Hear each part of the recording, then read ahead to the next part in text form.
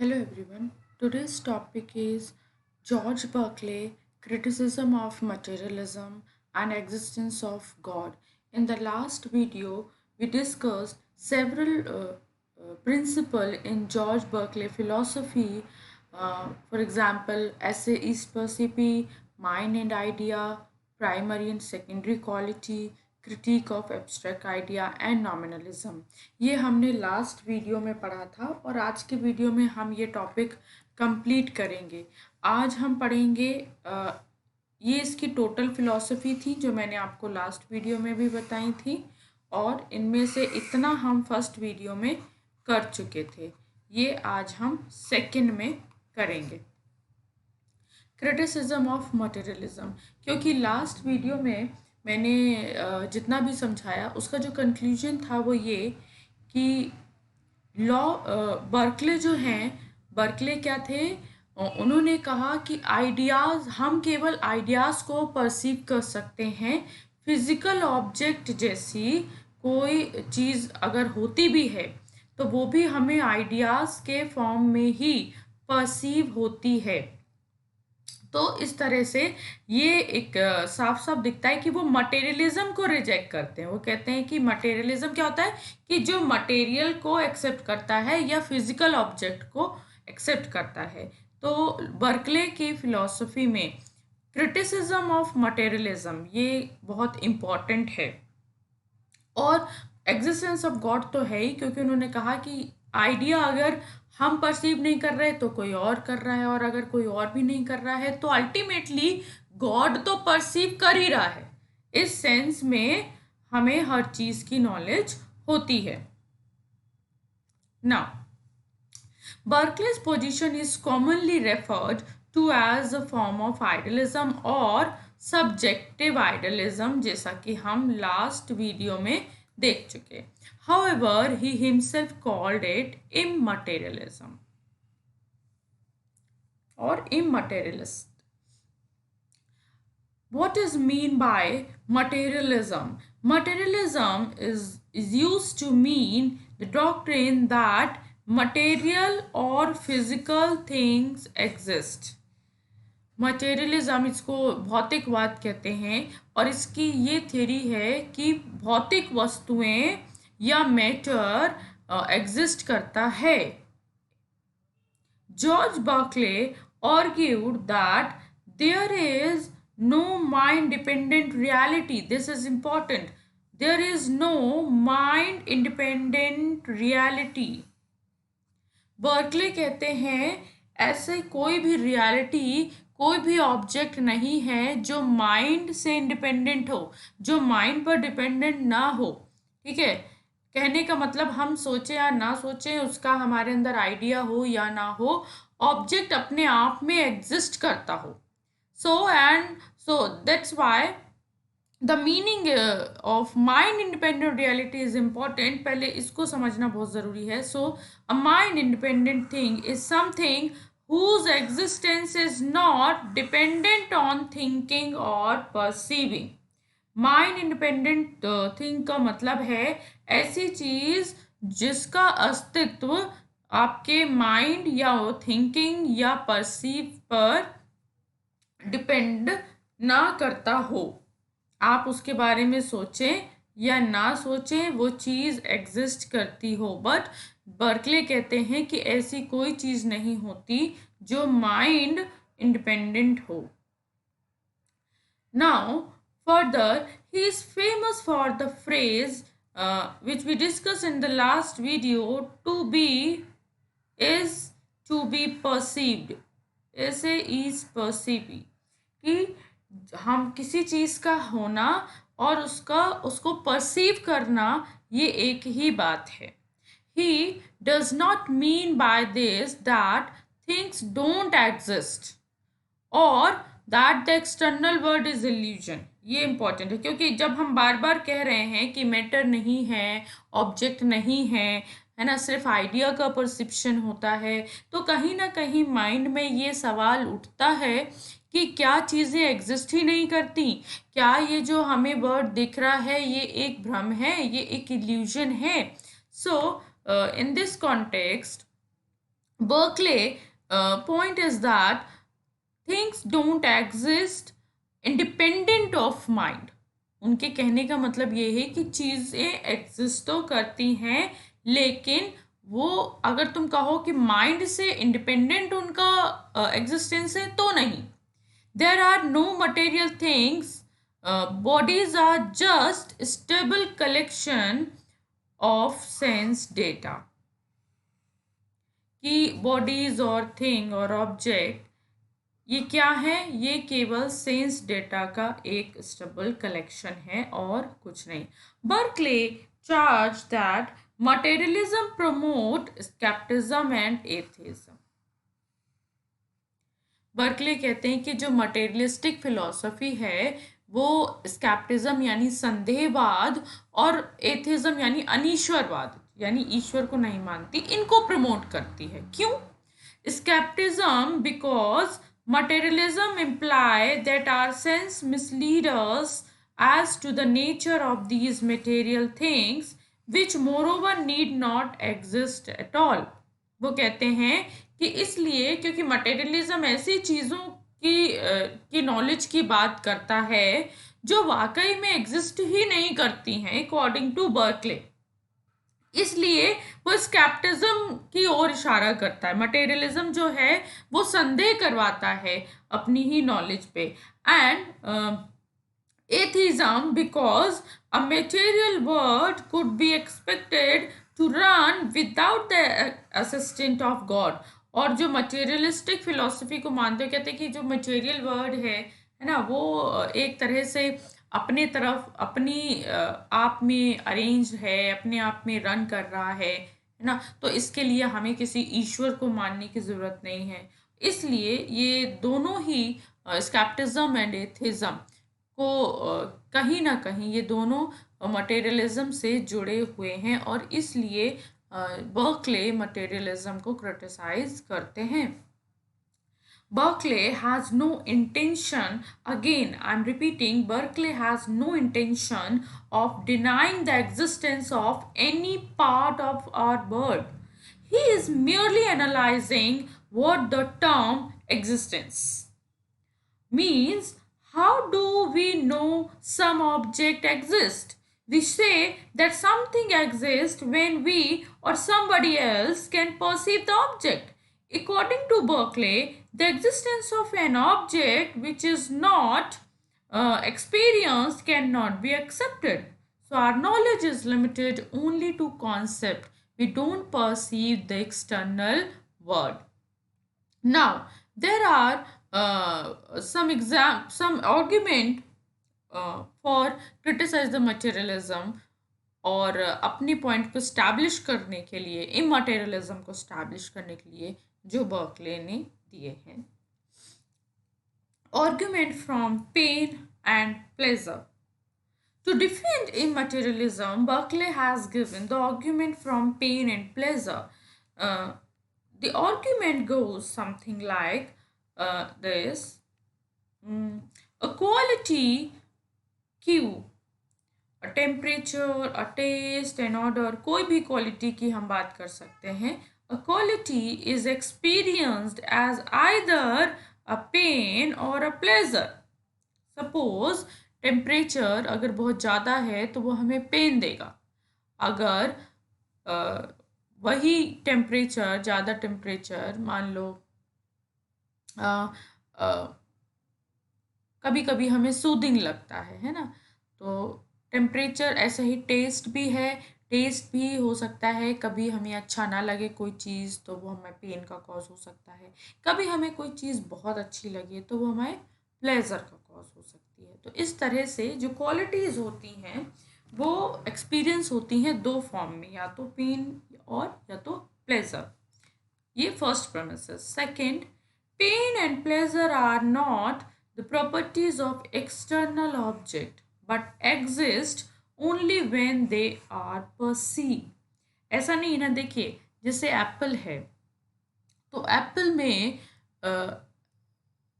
ये मान लो जो स्वीटनेस है ना, वो आप कैसे कैसे उसका अंदाज़ा लगाएंगे, जब आप उसको परसीव करेंगे, मतलब जब आप उसको टेस्ट करेंगे, है ना. तो इस तरह से जब एक्सपीरियंस करेंगे तो इस तरह से आपको पेन और प्लेजर का अनुभव होता है या नॉलेज होती है. Therefore quality is not a property of an external object but exists only when it is perceived. तो कोई भी जो क्वालिटी होती हैं वो एक्सटर्नल ऑब्जेक्ट में नहीं होती हैं, वो हमें तभी दिखती हैं जब हम उन्हें परसीव करते हैं, जब हमें उनका एक्सपीरियंस होता है. So pleasure and pain is a kind of sensation and exists only when a mind perceives it. So when we experience extreme heat, for example, when we experience extreme heat as when touching a flame, what we actually encounter is intense pains. But no one would want to say that pain is out there in the external world. Pain, as I said, pain is a kind of sensation.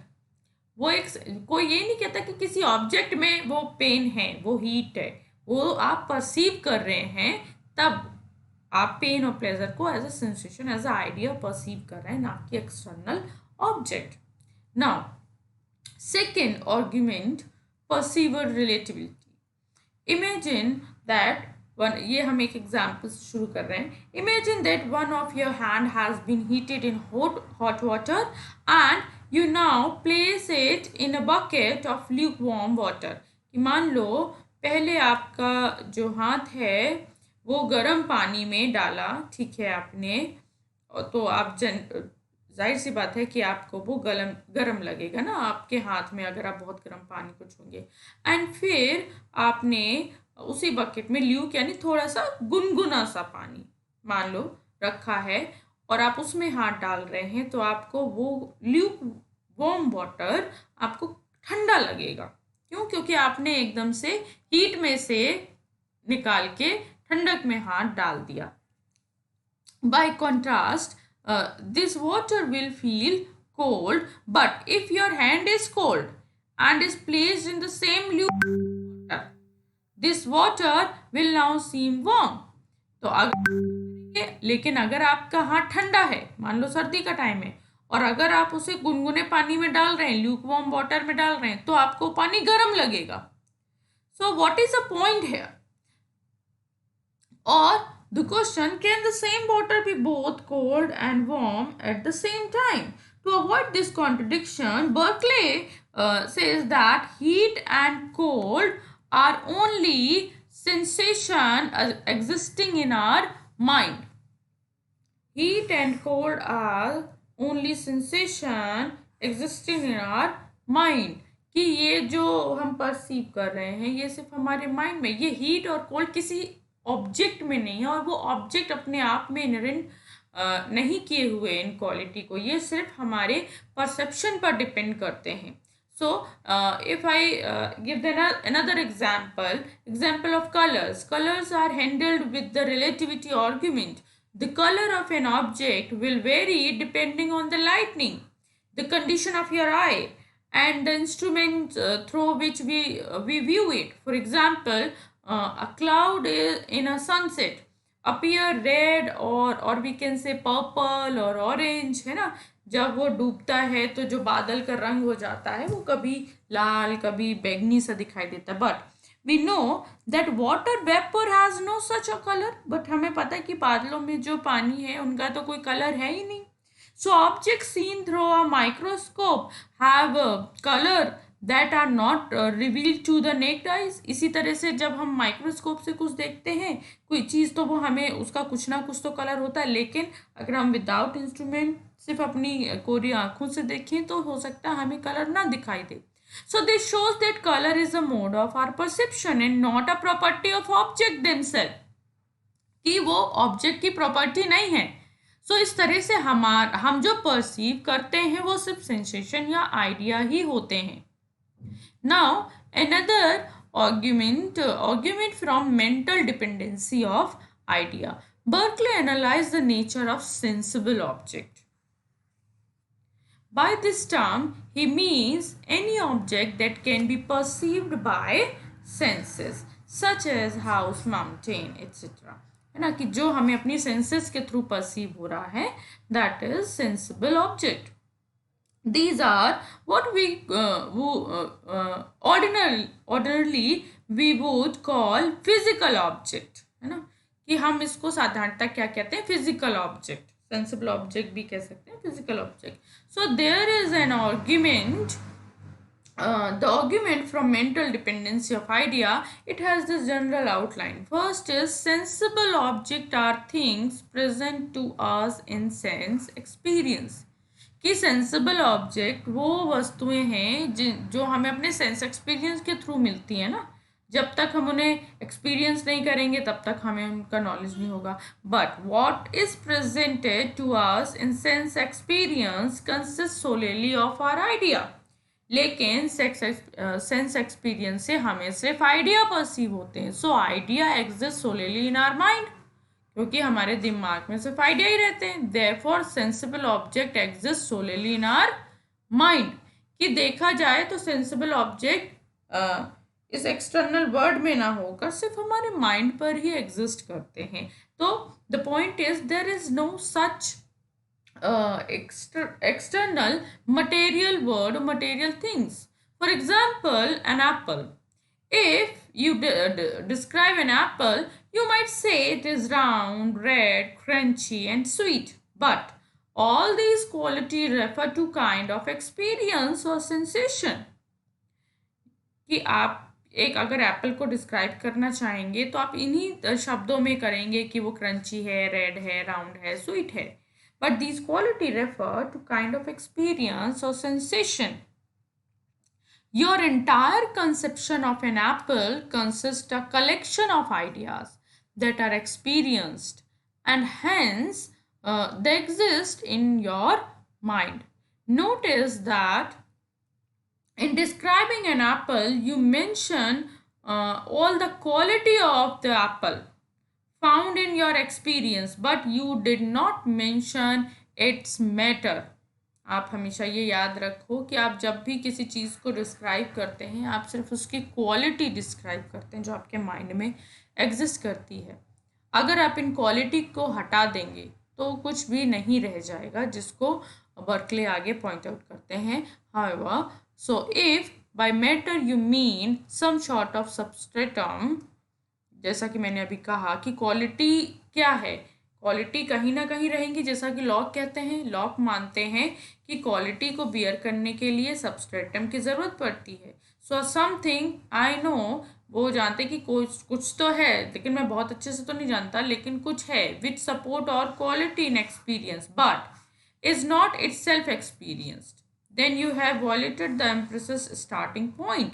लेकिन अब देखो, अब एम्प्रेसिस्ट क्या कहते हैं कि हमें हर चीज़ का एक्सपीरियंस होता है ना. अब जो लॉक का पॉइंट है वो ये कहते हैं कि जितनी भी क्वालिटी हैं उनको कौन बियर करता है, उनको सबस्ट्रेटम बियर करता है. हाँ, लेकिन हम क्वालिटी के बारे में तो जान सकते हैं, लेकिन हम सबस्ट्रेटम के बारे में नहीं जान सकते. वो कुछ है लेकिन क्या, ये नहीं पता. अब अगर आप यही कह देंगे कि हमें सबस्ट्रेटम का एक्सपीरियंस नहीं होता तो ये तो एम्प्रिसिज्म के अगेंस्ट हो गया ना, क्योंकि वो तो ये कह रहा है कि हमें तो हर चीज़ का एक्सपीरियंस होता है. तो इस तरह से ये जो पॉइंट है ये एम्प्रिसिज्म के ही अगेंस्ट है. इसलिए बर्कले क्या कहते हैं, strip away the perceived quality of the Apple, the what you have left is something without shape, color or texture, a kind of nothingness. वो कहते हैं कि कुछ है ही नहीं. अगर आप सारी क्वालिटी को हटा देंगे तो कुछ निकलेगा ही नहीं. आप एक एप्पल को देखो, उसकी हार्डनेस, उसकी रेडनेस, स्वीटनेस, इन सब को हटा दोगे तो क्या बचेगा. तो इस तरह से ये कुछ आर्ग्यूमेंट थे materialism के against. Now there are two criticism. First is some people object that we see things far away from us. This proves that it is not dependent on mind. There is an existence of external object. वो कहते हैं कि हमसे चीज़ें बहुत दूर दिखती हैं. हमें there is a difference between object and subject और seen and seer. मतलब कहने का कि एक जिसे आप देख रहे हैं और एक जो देख रहा है, ये दो अलग चीज़ें हैं ना. मैं सब्जेक्ट हो गया और सपोज मेरा लैपटॉप ऑब्जेक्ट हो गया, ये दो अलग चीज़ें हैं। तो जाहिर सी बात है कि मुझसे अलग एग्जिस्ट कर रहा है, मेरा लैपटॉप मुझसे अलग एग्जिस्ट कर रहा है। बट बर्कले सेज दिस कि we see things far away from us even in dream, but can those things be considered outside the mind. वो एक बस एक छोटा सा कंपैरिजन करते हैं कि सपने में भी तो चीज़ें हमें हमसे दूर ही दिखती हैं, लेकिन क्या हम उसे अपने माइंड से बाहर उनका एग्जिस्टेंस मानते हैं? इसी तरह इस वर्ड में भी है, उनका एग्जिस्टेंस नहीं, उनका एग्जिस्टेंस हमारी माइंड में ही है। जैसे कि फॉर एग्जांपल कि आपका घर है, ठीक है, अब आपकी मेमोरी चली गई, अगर मेमोरी चली गई, आपके माइंड में कुछ भी एग्जिस्ट नहीं कर रहा, तो क्या आपके लिए आपका घर एग्जिस्ट करेगा? क्योंकि आप भूल चुके हैं, आपके माइंड से वो इमेज, वो एग्जिस्टेंस निकल चुका है। सो ऐसे बहुत सारे एग्जाम्पल हैं जो एम्प्रेसिस्ट देते हैं। Now second, if second criticism is if there is no experiencer, then will the things not exist? अगर कोई एक्सपीरियंस करने वाला नहीं है तो क्या चीज़ें एग्जिस्ट नहीं करेंगी? ऐसा ऐसा है। If there is no one to experience the garden, does it not even exist? Or do things cease to exist when we close our eyes, and when we open our eyes things come back into exist? तो ऐसा है कि आंखें बंद कर लें तो चीज़ें हट जाएं, आंखें खोल दें तो चीज़ें फिर से आ जाएं? So in short, is the creation and destruction of an object depends only on the knower. Berkeley state experience is not confined to us alone, कि experience सिर्फ हम तक ही सीमित नहीं है। Even if I'm not there, things continue to exist, because if I'm not there, someone else would reveal them, and if there is no one else, then God would reveal. So जैसा कि हमने last video में भी पढ़ा था कि इसलिए अभी मैंने शुरू में भी बताया कि गॉड का एग्जिस्टेंस क्यों ज़रूरी है, क्योंकि वो कहते हैं कि अगर मैं चीज़ों को परसीव नहीं कर रहा तो कोई और करेगा, और कोई और नहीं कर रहा तो फिर अल्टीमेटली गॉड तो कर ही रहा है। यहाँ से निकल कर आता है next concept, existence of God. So the first line, God perceive everything. Berkeley says a thing must need to be experienced in order to exist. ये बर्कले का फिलॉसफी है कि अगर चीज़ों को एग्जिस्ट करना है तो उनका क्या होना चाहिए? एक्सपीरियंस होना चाहिए। Without experience the existence is not possible. और if I see an object, then it exists as I see it. Um, but the question remain, if I don't see an object, how would I know whether it exists or not? मुझे कैसे पता चलेगा? So to this, Berkeley respond by saying, when I deny sensible things and existence out of the mind, there is some other mind wherein they exist. कि अगर मैं नहीं उनको देख रहा हूँ, मैं नहीं हूँ, तो कोई और माइंड है जो एग्जिस्ट कर रहा है और वो चीज़ें उधर एग्जिस्ट कर रही हैं। And because all human minds are intermittently diverged from things, there is an omnipresent eternal mind which knows and comprehends all things. क्यों कहते हैं? क्योंकि जो ह्यूमन माइंड होता है वो हमेशा चीज़ों से डाइवर्ट हो जाता है ना, बीच बीच में कभी हमारा जो परसेप्शन है ब्रेक हो जाता है, ब्लर हो जाता है ना। तो कहते हैं कि लेकिन गॉड क्या है? गॉड ओमनी प्रेजेंट है, वो हमेशा ही प्रेजेंट है, हमेशा सर्वव्यापी कहते हैं जिसको, हर जगह व्याप्त है और हमेशा है। तो इसलिए कि चीज़ों का एग्जिस्टेंस है क्योंकि वो सिर्फ हमारे माइंड पर डिपेंड नहीं है, वो ग्रेट माइंड, क्योंकि गॉड के आगे तो कुछ भी नहीं है, God is a greater mind, और वो उसी पर डिपेंडेंट है। So according to Berkeley, God was thought to be responsible for all events in the world. Now, God is a cause of idea. What causes are idea, ये जो idea है इनका कारण क्या है, क्योंकि हर एक चीज का तो कारण होता है, there is effect and cause. ये तो इंडियन फिलोसफी में बहुत इंपॉर्टेंट है, there is a chain of effect and cause. Effect, हर चीज, हर इफेक्ट का एक कॉज होता है, तो कहते हैं आइडिया का कॉज क्या है। Berkeley consider all the possible cause. First is we could suppose that one idea causes another. कहते हैं पहला रिस्पॉन्स हम ये दे सकते हैं कि एक आइडिया का कारण दूसरा आइडिया है ना। सो कैसे?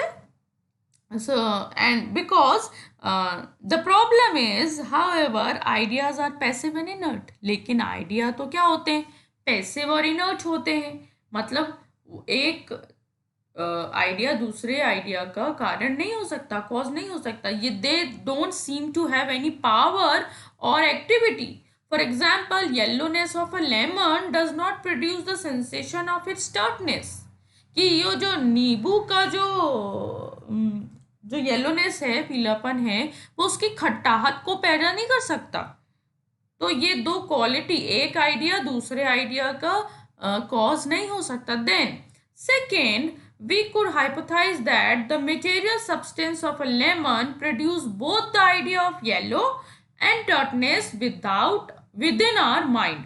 ठीक है, तो एक ये हो सकता है कि जो मटेरियल सब्सटेंस है, जो क्वालिटी है, वो आइडिया पैदा करती है। ठीक है, but this is a lock in position. लेकिन अगर हम इस बात को मानेंगे तो ये तो लॉक की पोजिशन है, लॉक भी तो यही कह रहे हैं। तो अब बर्कले तो इसे नहीं मान सकते, क्योंकि Berkeley lies has been decisively refuted. उन्होंने तो लॉक की पोजीशन को रिफ्यूट किया है ना। सो अब क्या ऑप्शन बचता है हमारे पास, ये दो तो कैंसिल हो गए। नाउ थर्ड वन, ये सेकंड वाला जो मैंने आपको बताया, ठीक है। अब ये तो लॉक की पोजीशन थी, बर्कले इसको रिफ्यूट कर रहे थे। अब थर्ड क्या है, then the cause of idea is an incorporeal active substance or spirit. In Berkeley's system, the only causal agent in the world are spiritual substance. अब वो कहते हैं कि एक ही कॉज है आइडिया का, दैट इज स्पिरिचुअल सब्सटेंस।